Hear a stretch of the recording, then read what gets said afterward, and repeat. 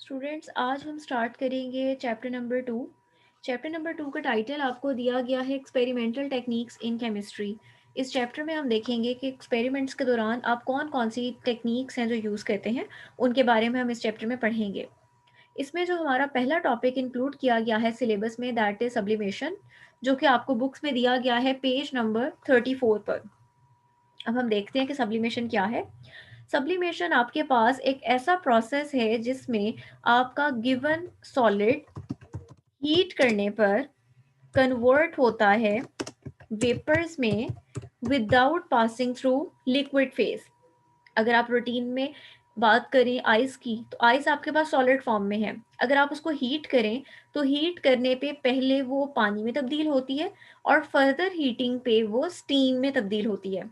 यानी पहले वो सॉलिड फॉर्म में थी, फिर वो लिक्विड फॉर्म में गई और फिर वो वेपर्स की फॉर्म में गई। लेकिन हमारे पास कुछ ऐसे सब्सटेंसेस होते हैं जिनको अगर आप हीट करें तो वो हीट करने पर डायरेक्टली क्या है, सॉलिड कन्वर्ट हो जाता है वेपर में, लिक्विड फेज से वो नहीं गुजरता। और इन्हीं सॉलिड की अगर आप वेपर्स को कंडेंस करें तो कंडेंस करने पर क्या होता है, अगेन वो डायरेक्टली सॉलिड्स में आ जाते हैं, बजाय इसके कि पहले वो लिक्विड फेज से पास करें। ऐसे नहीं होता।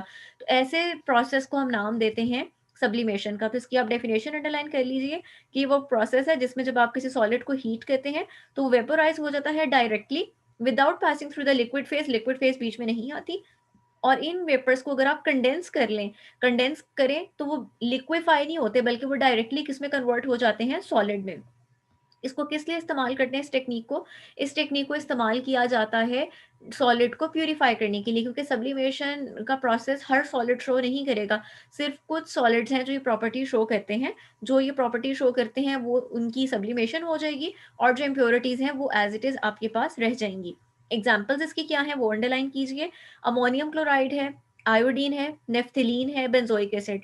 नेफ्थिलीन, आप लोगों के घरों में जो कपड़ों में गोलियां रखी जाती हैं वो नेफ्थिलीन बॉल्स होती हैं बेसिकली। आप सब जानते हैं कि वो आप सॉलिड फॉर्म में रखते हैं, but with the passage of time जब आप उसको ओपन करते हैं तो वो वहां से खत्म हो चुकी होती हैं। तो वो बेसिकली सॉलिड किस में कन्वर्ट हो चुका होता है, वेपर्स में। अब आप इसका बता रहे हैं कि प्रोसेस क्या है, किस तरह से प्रोसेस अकर होता है। इसके लिए आप सबसे पहले क्या करते हैं, सब्सटेंस को लेते हैं वॉच ग्लास में। वॉच ग्लास आपके पास यहाँ पर ये जो स्ट्रक्चर शो किया गया है ये आपके पास वॉच ग्लास है। वॉच ग्लास में आप क्या लेंगे, वॉच ग्लास में आप अपना सब्सटेंस लेंगे जिसको आपने सब्लिमेशन जिसकी आपने करनी है। फॉर एग्जाम्पल कि ये आपने रेड कलर से मैंने शो कर दिया, आपने वो सब्सटेंस ले लिया। उसके ऊपर आप क्या रखते हैं, उसके ऊपर आप इन्वर्टेड फनल रखते हैं। आप लोगों ने एक प्रैक्टिकल किया था बेंजोइक एसिड का, उसमें आप लोगों ने फनल यूज की थी जिसमें आप लोगों ने फिल्टर पेपर लगाया था। उसकी बात हो रही है फनल की। फनल को आपने क्या करना है, इन्वर्टेड उल्टा करके रखना है। ये आप देख सकते हो, ये आपके पास फनल जो है वो शो की गई है। फनल को आपने इन्वर्टेड उल्टा करके रखना है। उसके बाद आपने क्या करना है, सब्सटेंस को हीट करना शुरू करना है। और इसके अलावा एक और इम्पॉर्टेंट पॉइंट यहाँ पे जो आपको बता रहे हैं कि आपने हीटिंग जो है वो, ये उन्होंने शो किया है सैंड बाथ। सैंड बाथ में क्या है, सैंड रखी गई है। सैंड बाथ इसलिए रखी जाती है ताकि यहाँ पर यूनिफॉर्मली जो है हीटिंग का प्रोसेस हो सके। अब आपके पास क्या होगा, आपके पास जैसे आप हीट करेंगे तो ये आपका सॉलिड जो है वो किस में कन्वर्ट हो जाएगा, वेपर्स में। वो वेपर्स आपके पास कहाँ पर जमा हो जाएंगे, आपके पास ये जो फनल है यहाँ पर वो वेपर्स आएंगे। अब आप देखो यहाँ लिखा हुआ है वेट कॉटन, और अगर आप अपनी बुक में भी देखो तो यहाँ पर आपको दिखाई दे रहा है कि इसके साइड पर गीली कॉटन रखी गई है फनल के साइड पे। ये इसलिए रखी गई है कि ये जो आपके पास वेपर्स बन रहे हैं ये उनको कंडेंस कर सके। उससे क्या होगा कि वेपर्स जो, जैसे मैंने यहाँ लिखा कि आपके जो वेपर्स हैं वो दोबारा से किस में कन्वर्ट हो जाएंगे, सॉलिड्स में। और वो कहाँ एक्यूमुलेट हो जाएंगे, ये जो आपकी फनल है इसकी वॉल्स के यहाँ अंदर वाली साइड पर जमा हो जाएंगे। जब ये पूरा प्रोसेस कंप्लीट होगा तो क्या होगा कि आपके पास इस जो आपकी फनल है यहाँ पर आपका प्योर सॉलिड आ जाएगा। और जो इम्प्योरिटीज हैं जिन्होंने सब्लिमेशन का प्रोसेस स्टोर नहीं किया वो आपके पास कहाँ रह जाएंगी, यहाँ पर वापस नीचे रह जाएंगी। तो इस तरह इसका मतलब है कि आप इस प्रोसेस के थ्रू क्या कर सकते हैं, जो आपका यहाँ इनर वॉल्स पे इकट्ठा हो रहा है सारा यहाँ पर, उसके थ्रू आप क्या कर सकते हैं, प्योर सॉलिड को यहाँ से अलग कर सकते हैं। ये थी हमारी फर्स्ट टेक्निक। अब हम देखते हैं कि हमारे पास यहाँ जो सेकंड टेक्निक दी गई है दैट इज सॉल्वेंट एक्सट्रैक्शन। अब हम उसको देखते हैं। Solvent extraction. सॉल्वेंट एक्सट्रैक्शन ये हमारे पास एक इम्पॉर्टेंट टेक्निक है जिसको सेपरेशन और प्यूरिफिकेशन के पर्पज़ के लिए यूज़ किया जाता है। अच्छा, इसको हम इस तरह से अंडरस्टैंड कर सकते हैं, फॉर एग्जांपल आपके पास ऑयल के ड्रॉपलेट्स मौजूद हैं वाटर के अंदर। आप ऑयल के ड्रॉपलेट्स अगर वाटर के अंदर मौजूद हैं, आप उन ड्रॉपलेट्स को कभी भी फ़िल्टर करके अलग नहीं कर सकते। अगर आप फ़िल्टर करोगे तो पानी के साथ वो ऑयल के ड्रॉपलेट भी चले जाएँगे। फ़िल्ट्रेशन तो आप तब करें जब कोई सॉलिड पार्टिकल हो जो ऊपर रह जाए। तो आप इस तरह अगर आप किसी सॉल्यूशन के अंदर से, जैसे मैंने कहा कि आप पानी के अंदर से ऑयल को सेपरेट करना चाह रहे हैं, किसी लिक्विड के अंदर से किसी दूसरे लिक्विड को सेपरेट करना चाहते हैं, तो उसके लिए जो आप टेक्नीक यूज़ करेंगे वो टेक्नीक क्या होगी? आपकी सॉल्वेंट एक्सट्रैक्शन होगी। इस टेक्नीक के अकॉर्डिंग आप क्या करते हैं, आपका वो सॉल्यूट यानी वो सब्सटेंस जिसको आप अपने सॉल्यूशन के अंदर से सेपरेट करना चाह रहे हो, जैसे मैंने अभी आपसे एग्जांपल बात की ऑयल की, ठीक है? फॉर एग्जांपल आपके पास ऑयल है, किसमें है? पानी के अंदर है। आप उसको सेपरेट करना चाह रहे हो। आप क्या करोगे, अपने इस पूरे सॉल्यूशन को, पानी के अंदर जो ऑयल मौजूद है, इस पूरे चीज़ को शेक करोगे किसी ऐसे सॉल्वेंट के साथ जिसमें आपका ऑयल जो है सॉल्युबल हो। आप सबने लाइक डिसॉल्व लाइक का प्रिंसिपल पढ़ा हुआ है। मसलन अगर मैं यहाँ बात कर रही हूँ पानी और ऑयल की, तो मुझे पता है कि ऑयल जो है पानी में सॉल्युबल नहीं है। लेकिन अगर मैं इसके अंदर कोई ऑर्गेनिक सॉल्वेंट डाल दूँ, उसके साथ शेक करूँ तो क्या होगा? आपका जो ऑयल है वो उस ऑर्गेनिक सॉल्वेंट के अंदर क्या हो जाएगा? हल हो जाएगा। वहाँ से आप क्या कर सकते हैं, जब हल हो जाएगा तो आप वहाँ से ऑर्गेनिक सॉल्वेंट को इवेपोरेट करवा देंगे और रिमेनिंग आपके पास क्या बच जाएगा? आपका ऑयल बच जाएगा। यही पॉइंट वो यहाँ बता रहे हैं कि इस टेक्निक के अकॉर्डिंग किसी भी सॉल्यूट को जो सॉल्यूशन के अंदर मौजूद है, आप उसको सेपरेट कर सकते हैं by shaking the solution with a solvent. आपको इसके लिए कोई ना कोई सॉल्वेंट चाहिए, ऐसा सॉल्वेंट जिसके अंदर solute is more soluble and the added solvent does not mix with the solution। इस पूरी बात को अंडरस्टैंड करने के लिए वही एग्जांपल अपने ज़हन में रखिए जो मैंने आपको ऑयल और वाटर की दी है, कि आपने इसके अंदर अगर कोई ऑर्गेनिक सॉल्वेंट डाला है, तो उसके अंदर उस ऑर्गेनिक सॉल्वेंट में आपका सॉल्यूट यानी ऑयल तो सॉल्युबल है, लेकिन आपका जो पानी है जिसके अंदर आपका ऑयल था, पानी तो कभी भी ऑर्गेनिक लेयर में हल नहीं होगा, ऑर्गेनिक सॉल्वेंट में हल नहीं होगा। तो वो यही बात कह रहे हैं कि आपको ऐसा सॉल्वेंट लेना है जिसके अंदर आपका सॉल्यूट हल हो जाए, लेकिन आपका सॉल्यूशन जिसके अंदर सॉल्यूशन बना हुआ है वो उसके अंदर हल ना हो। अब इसके लिए हम क्या यूज़ करते हैं? इसके लिए ये काम हम कैसे करते हैं लैब में? इसके लिए हम यूज़ करते हैं सेपरेटरी फनल। सेपरेटरी फनल आपको बुक्स में भी दिखाई गई है। यहाँ पर मैं आपको दिखाती हूँ, नीचे जो शो की गई है, ये आपकी सेपरेटरी फनल है। ये आपको सेपरेटरी फनल शो की गई है। अच्छा, उसके बाद यहाँ पर देखिए एक और लाइन लिखी हुई है कि द फनल इज स्टॉपर्ड। ये देखिए यहाँ पर इसके स्टॉपर लगा होता है, and the two liquids are shaken together. एक स्टॉपर यहाँ लगा होता है, आप इसको जब ओपन करेंगे, ओपन करने पे जो भी लिक्विड है वो फ्लो करके नीचे आ जाएगा। और इसमें आप देख सकते हैं ये आपकी वाटर लेयर है। वही एग्जांपल अगर आपके पास फॉर एग्जांपल वाटर और ऑयल था, आपने ईथर को डाला एज अ सॉल्वेंट। आपके पास ईथर जो है ये एक ऑर्गेनिक सॉल्वेंट है, इसकी नेचर ऑर्गेनिक है, तो ये ऑयल को अपने अंदर क्या कर लेगा? डिसॉल्व कर लेगा। अब आप क्या करेंगे, ये वाला स्टॉपर खोलेंगे। इस स्टॉपर को खोलने से क्या होगा कि जो नीचे वाली पानी की लेयर है वो यहाँ से फ्लो करती हुई नीचे आप किसी बीकर में कलेक्ट कर लेंगे। जैसे ही यहाँ तक पहुंचेगा, आप यहाँ से स्टॉपर को बंद कर देंगे। आपके पास क्या रह जाएगी? Ether layer. आप किसी और बीकर में या किसी चाइना डिश में क्या करेंगे, इस ईथर लेयर को ये स्टॉपर ओपन करके यहाँ से क्या कर लेंगे, नीचे रिमूव कर लेंगे। उसके बाद आप क्या करेंगे, ईथर एक सॉल्वेंट है जो बआसानी रूम टेम्परेचर पे उड़ जाता है, वेपोराइज हो जाता है। तो आप उसको वेपोराइज करवा लेंगे तो रिमेनिंग आपके पास क्या आ जाएगा, वो ऑयल जो पहले पानी का हिस्सा था, आप उसको क्या कर लेंगे, सेपरेट कर लेंगे। अब यही चीज़ यहाँ आपको एक्सप्लेन की गई है कि हमारे पास लेबोरेटरी में जो सॉल्वेंट एक्सट्रैक्शन में मोस्ट कॉमन एक्सट्रैक्शन यूज़ की जाती है वो है ईथर एक्सट्रैक्शन। ईथर एक्सट्रैक्शन क्यों कह रहे हैं? वो एक्सट्रैक्शन जिसमें आप ऑर्गेनिक सॉल्वेंट यूज़ कर रहे हैं, ईथर, वो आपकी एक्सट्रैक्शन ईथर एक्सट्रैक्शन कहलाएगी। इसके लिए आप क्या कर सकते हैं, इसके ज़रिए आप ऑर्गेनिक सिंथेसिस जो प्रोडक्ट्स हैं किसी भी ऑर्गेनिक सिंथेसिस की, उनको आप वाटर से अलग कर सकते हैं। आपके पास आमतौर पर होता क्या है, जब भी आप ऑर्गेनिक केमिस्ट्री में कोई चीज़ सिंथेसाइज करते हैं तो आपके पास एक्वस सॉल्यूशन के अंदर आपकी प्रोडक्ट मौजूद होती है। आप क्या करते हो, उसको शेक करते हो, किसके साथ? ईथर के साथ। किस चीज़ के अंदर? सेपरेटरी फनल के अंदर। उसके बाद आप उसको थोड़ी देर के लिए स्टे करवाते हैं ताकि उसकी लेयर्स सेपरेट हो जाएं। ये लेयर्स का सेपरेट होना किस बेस पर है? इनकी डेंसिटी की बेस पर है। डेंसिटी की बेस पर जो ज़्यादा डेंस होगी लेयर वो नीचे रहेगी, जो लेस डेंस होगी वो ऊपर आ जाएगी। उसके बाद आप यहाँ से स्टॉपर को, इस स्टॉपर को ओपन करके अपनी लेयर्स को यहाँ से अलग कर सकते हैं। उसके बाद आपके पास आ जाता है inorganic impurities remain in aqueous phase. आपके पास जो इनऑर्गेनिक इम्प्योरिटीज हैं वो तो कभी भी आपके ईथर सॉल्वेंट में हल नहीं होंगी, reason like dissolve like.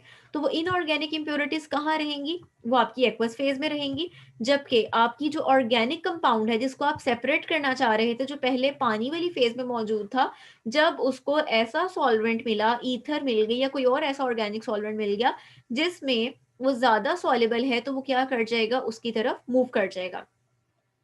Ether layer को आप क्या कर लेते हैं? सेपरेट कर लेते हैं। And the organic compound is obtained by evaporating the ether. जब आप ईथर को वेपोरेट करवाएंगे वहां से, तो आपके पास क्या हो जाएगा? ऑर्गेनिक प्रोडक्ट जो भी थी, अगर ऑयल है फॉर एग्जाम्पल, वो आपको ऑब्टेन हो जाएगा।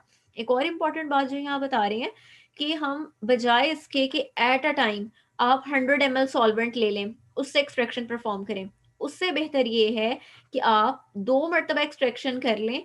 50 ml एक दफ़ा लेके, 50 ml एक दफ़ा लेके, उससे आपके पास ज़्यादा अमाउंट प्रोडक्ट की ऑब्टेन होती है। यही पॉइंट आपको बता रहे हैं कि repeated extractions using small portions of solvent ether are more efficient than using a single but large volume of solvent. यानी अगर आप एक ही मरतबा 100 ml सॉल्वेंट लेके एक्सट्रैक्शन परफॉर्म करते हैं तो वो इतने बेटर रिजल्ट नहीं देगी जितना कि आप छोटे वो पोर्शन, चाहे 50-50 ml के लेके 2 मरतबा एक्सट्रैक्शन परफॉर्म कर लें, या अगर और बेटर करना चाहते हैं तो 4 मरतबा एक्सट्रैक्शन कर लें, हर दफ़ा 25-25-25 ml सॉल्वेंट लेके। और ये जो अब आपके पास टेक्निक है, ये खास तौर पर किसके लिए सूटेबल है? अगर आपकी चीज़ वोलेटाइल है, वोलेटाइल यानी वो रूम टेम्परेचर पर ही वेपर्स में कन्वर्ट हो रही है या थर्मली अनस्टेबल है। अगर आपके पास कोई ऐसी चीज़ है, फॉर एग्जांपल आपके पास कोई ऐसा कंपाउंड है जिसको अगर आप हीट करेंगे तो हीट करने पे वो डिस्ट्रॉय हो जाता है, वो अनस्टेबल है, वो ब्रेक डाउन हो जाता है, डिकम्पोज हो जाता है। तो इस तरह की चीज़ों के लिए बेटर ये है कि आप सॉल्वेंट एक्सट्रैक्शन की टेक्निक को यूज़ करें। अब हमारे पास इसकी जो अंडरलाइंग प्रिंसिपल है, जिस प्रिंसिपल पर ये काम करता है, वो क्या है? आपके पास सॉल्वेंट एक्सट्रैक्शन एक इक्विलिब्रियम प्रोसेस है जो कि डिपेंड कर रहा होता है किसके ऊपर? डिस्ट्रीब्यूशन लॉ, या फिर आप इसको नाम देते हैं पार्टीशन लॉ का। अगर आपसे पूछ लिया जाए डिस्ट्रीब्यूशन या पार्टीशन लॉ क्या है फॉर सॉल्वेंट एक्सट्रैक्शन, तो आपके पास क्या है कि सॉल्वेंट एक्सट्रैक्शन का प्रोसेस जो है वो जिस लॉ को फॉलो करता है, उस लॉ का नाम क्या है? डिस्ट्रीब्यूशन लॉ और पार्टीशन लॉ। इस लॉ की स्टेटमेंट क्या है? A solute distributes itself between two immiscible liquids. Immiscible का मतलब है ऐसे liquids जो आपस में मिक्स ना हो। मिक्स ना हो से मुराद ये कि एक दूसरे के साथ बहुत ज़्यादा soluble ना हो। In a constant ratio of concentrations, irrespective of the amount of solute added. अच्छा, अब यहाँ पर फॉर एग्जाम्पल आप वही वाली एग्जाम्पल कंसीडर कर लें, ऑयल इन वाटर, कि मेरे पास पानी के अंदर ऑयल मौजूद था, मैं उस ऑयल को सेपरेट करना चाह रही हूँ, तो मैं क्या यूज़ करूँगी? मैं कोई भी organic cheese, for example ether use कर लूँगी। ठीक है, तो जो मेरा सॉल्यूट है, जो मेरा ऑयल है, वो क्या करेगा? खुद को डिस्ट्रीब्यूट कर लेगा बिटवीन टू इमिसिबल लिक्विड्स। ये जो मैं आपको एग्जाम्पल दे रही हूँ, इसमें इमिसिबल लिक्विड्स कौन से होंगे? एक आपका पानी जिसके अंदर ऑयल मौजूद था, और दूसरा लिक्विड कौन सा? ईथर। अब आप सबको पता है कि ऑर्गेनिक चीज पानी में हल नहीं होती, पानी ऑर्गेनिक चीज में हल नहीं होता। इसका मतलब है कि दोनों क्या है आपस में? ऑर्गेनिक चीज यानी ईथर और पानी दोनों आपस में क्या है? इमिसिबल है। आप जैसे ही ये करेंगे तो जो सॉल्यूट है, ऑयल है, वो क्या करेगा? खुद को इन दोनों फेजेस के दरमियान क्या कर लेगा? डिस्ट्रीब्यूट कर लेगा। किस तरह से डिस्ट्रीब्यूट करेगा? कि ये हमारे पास एक इक्विलिब्रियम इस्टेब्लिश हो जाएगा, और हमारा जो सॉल्यूट है, चूंकि वो लाइक डिजॉल्व लाइक के अकॉर्डिंग ऑर्गेनिक फेज में ज्यादा सॉल्युबल है, तो हमारे पास वहां से सेपरेशन इजीली पॉसिबल हो जाएगी। आपके पास ये constant ratio of concentration irrespective of the amount of solute added, ये इस पे डिपेंड नहीं करता कि आपने इनिशियली कितना सॉल्यूट डाला है।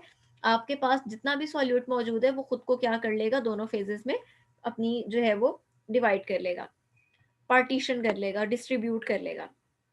अब इसी बात को उन्होंने एक्सप्लेन किया है एक एक्सपेरिमेंट की हेल्प से। यहाँ पर आपको एक एक्सपेरिमेंट दिया गया है कि इसमें आपके पास distribution of iodine between two immiscible solvents, एक सॉल्यूशन आपका है water in the presence of potassium iodide और दूसरा आपका है कार्बन टेट्राक्लोराइड। अब यहाँ पर आपके पास ये जो कार्बन टेट्राक्लोराइड है, ये बेसिकली क्या है, ये आपका ऑर्गेनिक सॉल्वेंट है। जैसे मैंने आपको ऊपर ईथर की एग्जांपल दी, उस तरह ये हमारा ऑर्गेनिक सॉल्वेंट है। और ये जो आपने कहा water in the presence of potassium iodide, ये आपकी क्या है, एक्वस फेज है, ये आपका पानी वाला पार्ट है, ये आपकी एक्वस फेज है। अब आपके पास क्या है, ये जो एग्जांपल हम डिस्कस करने लगे हैं, यहाँ पर आपका जो सॉल्यूट है वो क्या चीज है, सॉल्यूट आपका आयोडीन है। आयोडीन आपके पास प्रेजेंट है इस वाली फेज में, एक्वस फेज में। एक्वस फेज में और क्या मौजूद है, पोटेशियम आयोडाइड मौजूद है। आपको क्या करना है, इसमें से आयोडीन को सेपरेट करना है। आप ऑर्गेनिक सॉल्वेंट कौन सा यूज कर रहे हैं, कार्बन टेट्राक्लोराइड यूज कर रहे हैं। अब होगा क्या कि आपके पास जो आयोडीन है वो रिएक्ट करता है आयोडाइड आयन के साथ। आयोडाइड कहाँ, के आई, पोटेशियम आयोडाइड। आयोडीन I2 जो है वो रिएक्ट करता है इसके आयोडाइड के साथ और बना देता है try iodide ion I3 negative. अब हम इसको नीचे रिएक्शन दिया गया है उसको देखते हैं। ये आप देख सकते हैं कि आपके पास यहाँ पर इक्वेशन दी गई है। आपके पास आयोडीन आयोडाइड के साथ कंबाइन हो रहा है और आपके पास क्या बन रहा है, ट्राई आयोडाइड आयन बन रहा है। ये जो आपके पास यहाँ पर आयोडाइड है, ये कहाँ से आ रहा है, पोटेशियम आयोडाइड से। और ये आपके पास क्या हो गया, ट्राई आयोडाइड आयन बन गया। अब आपके पास क्या है कि आपके पास एक, ये जब इक्विलिब्रियम एस्टेब्लिश होता है तो आपके पास इस टाइम रेट क्या होता है, रफ्तार क्या होती है आयोडीन के पास करने की, कि जिस रफ्तार से आयोडीन CCl4 से वाटर में जा रहा होता है उसी रफ्तार से ये वाटर से CCl4 वाली लेयर में जा रहा होता है। अब आपके पास क्या होता है कि यहाँ पर अब आप इसमें जब CCl4 डालते हैं तो CCl4 डालने पर क्या होता है, यहाँ पर एक चीज देखिए आपकी बुक्स में भी दिया हुआ है कि जो आयोडीन है उसकी सॉलिबिलिटी किसके अंदर है, CCl4 के अंदर है। इसको हम दोबारा से कर लेते हैं। आयोडीन की सॉलिबिलिटी जो है वो कार्बन टेट्राक्लोराइड यानी ऑर्गेनिक फेज में है और ये जो आपके ट्राई आयोडाइड आयंस हैं इनकी सॉलिबिलिटी किसके अंदर है, वाटर के अंदर है। अब जब आप इसमें CCl4 ऐड करते हैं तो आपके पास क्या होता है, चूंकि आयोडीन की सॉलिबिलिटी CCl4 में है तो आपके पास क्या होता है, आयोडीन ट्रांसफर होना शुरू हो जाती है from aqueous layer to the organic layer, यानी जो पोटेशियम आयोडाइड वाला सोल्यूशन था वहां से वो मूव करना शुरू कर देती है CCl4 वाली लेयर में। जिसकी वजह से होता क्या है, ये जो आपके पास ट्राई आयोडाइड थे इनका कलर था ब्राउन सा कलर था और ये जो आयोडीन होती है फ्री फॉर्म में उसका कलर होता है पर्पल। अब होगा क्या कि आपके पास ये जो ब्राउन कलर था ट्राई आयोडाइड आयंस का वो फेड होने लग जाएगा। क्यों, क्योंकि आपके आयोडाइड आयंस जो हैं वो आयोडाइड कम बन रहे हैं और आपके पास जो आयोडीन है, जो फ्री आयोडीन फ्री फॉर्म में, वो अब कहाँ जाती जा रही है, CCl4 में। वो इसके साथ कौन सा कलर देती है, पर्पल। तो आपको क्या तब्दीली नजर आएगी कि आपका जो ब्राउन कलर है यानी आयोडाइड कम होते जा रहे हैं, ब्राउन कलर फेड होता जा रहा है और आपकी आयोडीन पास होती जा रही है CCl4 लेयर में और आपके पास पर्पल कलर जो है वो अपीयर होना शुरू हो जाएगा। उसके बाद आपके पास बता रहे हैं to achieve a good separation the two liquids are gently shaken to increase their area of contact. अगर आप, जब आपने अंदर ऑर्गेनिक सॉल्वेंट डाला है, अगर आप अपनी फनल को अच्छी तरह से शेक करते हैं तो शेक करने का फायदा क्या होता है कि आपके दोनों सॉल्वेंट्स जो हैं उनके आपस में कांटेक्ट मिक्सिंग अच्छी हो जाती है। जितनी मिक्सिंग अच्छी होगी उतना ही आपका सॉल्यूट दोनों लेयर्स में आसानी से इक्विलिब्रियम को स्टैब्लिश कर सकेगा, ट्रांसफर कर सकेगा। अच्छा, उसके बाद आपको यहाँ दिया गया है के डिस्ट्रीब्यूशन कॉफिशिएंट, के की वैल्यू दी गई है। के की वैल्यू क्या है, डिस्ट्रीब्यूशन कॉफिशिएंट, यहाँ पर आपके पास जो है ऊपर आ जाएगा ऑर्गेनिक लेयर। ऑर्गेनिक लेयर में आपके पास क्या है, concentration of solute in organic layer. Organic layer आपके पास आयोडीन है और CCl4 है और नीचे आपके पास आ जाएगा एक्वस फेज और एक्वस फेज में आपके पास क्या मौजूद है, ट्राई आयोडाइड आयन मौजूद है। ये जो आपके पास रेशो है, ये रेशो कांस्टेंट है और ये आपके पास क्या कहलाता है, जो के है ये कहलाता है डिस्ट्रीब्यूशन कोएफिशिएंट। अब हम इस सारे प्रोसेस को एक एनिमेशन के थ्रू अंडरस्टैंड करते हैं। यहाँ पर जो मैंने आपको सारा प्रोसेस एक्सप्लेन किया है एक्सट्रैक्शन ऑफ आयोडीन का, वही प्रोसेस आपको दिया गया है। यहाँ पर आप देख सकते हो कि ये आपके पास आयोडीन का सोल्यूशन दिया गया है, आयोडीन इन वाटर, जिसमें पोटेशियम आयोडाइड भी मौजूद था। और ये आपके पास जो आपको शो की जा रही है, ये आपके पास दिस इज योर सेपरेटरी फनल, ये आपकी सेपरेटरी फनल है, जैसे आपकी बुक्स में दी हुई थी वैसे ही है। अच्छा, इस एनिमेशन में उन्होंने कार्बन टेट्राक्लोराइड की बजाय पेंट थिनर यूज किया है एज ऑर्गेनिक सॉल्वेंट। आप उसके लिए कंसीडर कर लें कि आपके पास हम यहाँ पर CCl4 की ही बात हो रही है। अब आपको देखो यहाँ सेपरेटरी फनल में कलर दिखाई दे रहा है ब्राउन, क्यों दिखाई दे रहा है? क्योंकि आयोडीन जो है वो पोटेशियम आयोडाइड से कंबाइन होकर क्या बना रही है, ट्राई आयोडाइड। और ये ऊपर से क्या डाला जा रहा है, CCl4 अब डाला जा रहा है। तो ये अब आप देख सकते हैं कि सबसे पहले ये क्या था, ये आपके पास एक्वेस लेयर मौजूद थी जिसके अंदर आयोडीन थी। और अब आप ऊपर से क्या डाल रहे हैं, अब आप ऊपर से अपना ऑर्गेनिक सॉल्वेंट जो कि हमारे बुक में CCl4 दिया गया है, कार्बन टेट्राक्लोराइड, आप वो डाल रही हैं। उसके बाद फनल को रख दिया जाएगा कि दोनों लेयर सेपरेट हो सकें। अब आप देख रहे हैं आपको हल्का सा पर्पल कलर नजर आ रहा है और ये भी आपको फर्दर क्लियर हो जाएगा। अब आप देखें इसको अलाउ कर दिया गया, दोनों लेयर सेपरेट हो जाएंगी डिपेंडिंग अपॉन किस लेयर की डेंसिटी ज्यादा है।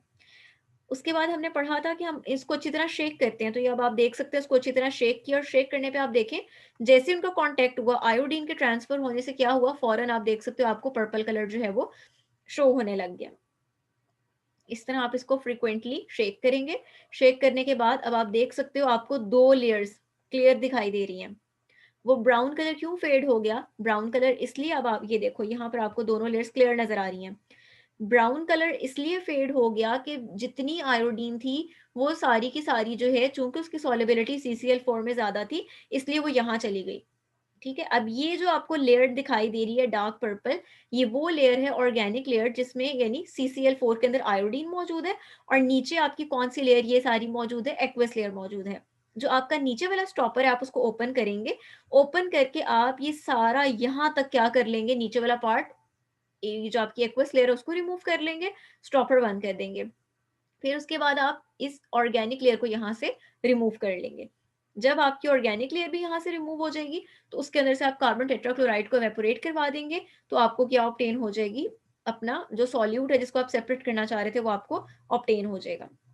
ये आप देख सकते हैं, ये आपको कंपैरिजन दिया गया है बिफोर मिक्सिंग और आफ्टर मिक्सिंग। ये अब आप देख सकते हो बिफोर मिक्सिंग ये जो एक्वेस लेयर थी नीचे वाली, ये ऊपर वाली ऑर्गेनिक है, नीचे वाली एक्वेस है। आप देख सकते हो कि एक्वेस लेयर के अंदर अभी ट्राई आयोडाइड आइंस मौजूद हैं। ट्राई आयोडाइड किस लिए बन रहे थे, आयोडीन की वजह से बन रहे थे। और यहाँ थोड़ी सी भी आयोडीन ट्रांसफर हुई है, लेकिन जब आपने उसको अच्छी तरह शेक किया मिक्सिंग के बाद आप देख सकते हो कि यहाँ से तमाम आयोडीन जो है वो इस वाली लेयर में ट्रांसफर हो चुकी है due to the like dissolve like principle। ये था आपका सॉल्वेंट एक्सट्रैक्शन। अगर आपको कुछ पूछना है, इसमें कोई कंफ्यूजन है तो आप पूछ सकते हैं। ये हमारा आज का लेक्चर था। Thank you.